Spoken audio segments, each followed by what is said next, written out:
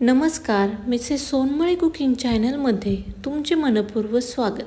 तर आज आपण बनवणार आहोत पारंपरिक आणि अतिशय चविष्ट अशी रेसिपी, ते म्हणजे थालीपीठ. कोणतीही भाजणी न वापरता आपण हे थालीपीठ बनवणार आहोत. रात्रीचे जेवण असो व सकाळचा नाश्ता काय बनवावे हा सगळ्यांनाच प्रश्न पडतो. अशा वेळेला असे चविष्ट थालीपीठ तुम्ही कोणतीही भाजणी न वापरता झटकन आणि पटकन तयार करू शकता. थालीपीठ बनवण्यासाठी आपण एक वाटण तयार करून घेऊया. त्याच्यासाठी 5 ते 7 मिरच्या, एक आल्याचा तुकडा, 10-12 लसणाच्या पाकळ्या, लसूण थोडा जास्तच वापरावा, याचे वाटण तयार करून घ्यावे. आता आपण थालीपीठाचं पीठ बनवून घेऊया. त्याच्यासाठी 1 कप गव्हाचं पीठ, 1 कप तांदळाचं पीठ, 1 कप ज्वारीचं पीठ आणि 1 कप बाजरीचं पीठ, ही सर्व पिठे आता आपण एका मोठ्या ताटामध्ये काढून घेतलेत. आणि आता त्याच्यात आपण थोडेसे मसाले टाकून घेऊया. त्याच्यामध्ये 1 चमचा जिरं, अर्धा चमचा ओवा. तुम्हाला जेवढ्या लोकांसाठी थालीपीठ बनवायचे त्याच्याप्रमाणे तुम्ही पिठाचं प्रमाण कमी जास्त करू शकता. भाजणी न वापरता अतिशय चविष्ट असे थालीपीठ तयार होते.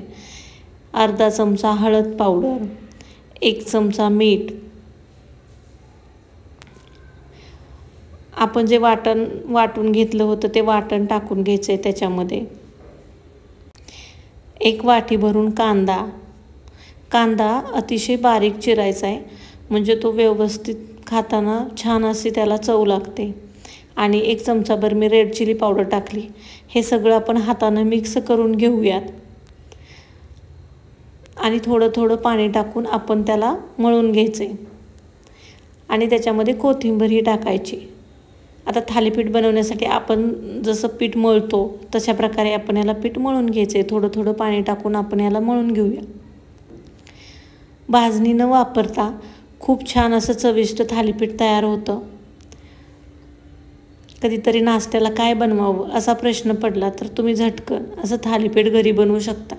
ही सर्व पीठं आपल्या घरामध्ये नेहमीच उपलब्ध असतात. आपण व्यवस्थित असं सर्व पीठ मळून घेऊयात आणि लगेचच थालीपीठ बनवायला सुरुवात करूयात. तुम्ही पाहू शकता आपलं पीठ मळून झालं आहे. आता त्याला आपण बाजूला ठेवून देऊया आणि थालीपीठ बनवायला सुरुवात करूया. त्याच्यासाठी आपल्याला एक कॉटनचा रुमाल लागणार आहे किंवा एक कॉटनचा कपडा. त्याला पाण्यामध्ये भिजवून घ्यायचं आहे, भिजवून पिळून घ्यायचं आहे आणि पोळपाटावर टाकून आता आपण त्याचं थालीपीठ थापून घेऊया.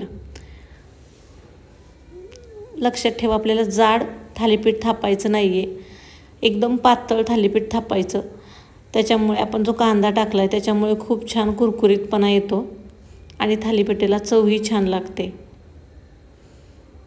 मी तुम्हाला एक थालीपीठ बनवून दाखवते. आपल्या बोटांच्या साहाय्याने आपण थालीपीठ थापून घ्यायचं आहे. सुरुवातीला मध्ये मध्ये थालीपीठ थापून नंतर कडेनं पण त्याला पातळ करून घ्यायचं आहे. छान असं आपलं थालीपीठ थापून झालं आहे. आता त्याच्यावर आपण तीळ टाकून घ्यायचेत. तिळामुळे खूपच छान चव येते आणि थालीपीठ आपलं व्यवस्थित भाजावं म्हणून त्याला मध्ये आणि बाजूला असे होल पाडून घ्यायचेत. तीळ टाकल्यामुळे खूप छान कुरकुरीपणा लागतो. आता हा रुमाल असाच उचलून आपण तव्यावर टाकणार आहोत. तव्याला थोडंसं तेल लावून घेऊयात आणि मध्यम आचेवर आपण हे थालीपीठ छान असं भाजून घ्यायचं आहे. गॅसची फ्लेम मीडियम ठेवायची आणि मध्यम तवा गरम झाल्यानंतर आपण त्याच्यावर ते थालीपीठ टाकून घेऊयात. बघा किती अलगद आपलं थालीपीठ निघालं आहे. आता त्याच्यावर आपण एक अर्धा चमचा तेल टाकून घ्यायचं आहे आणि त्याला 1 ते 2 मिनटं आपण भाजून घेणार आहोत. त्याच्यावर झाकण ठेवून त्याला भाजून घेऊयात. 1-2च मिनटात आपलं थालीपीठ छान असं भाजून तयार होतं. आता आपण त्याच्यावरचं झाकण काढून घेऊया आणि थालीपीठाला दुसऱ्या साईडनं पण भाजून घ्यायचं आहे.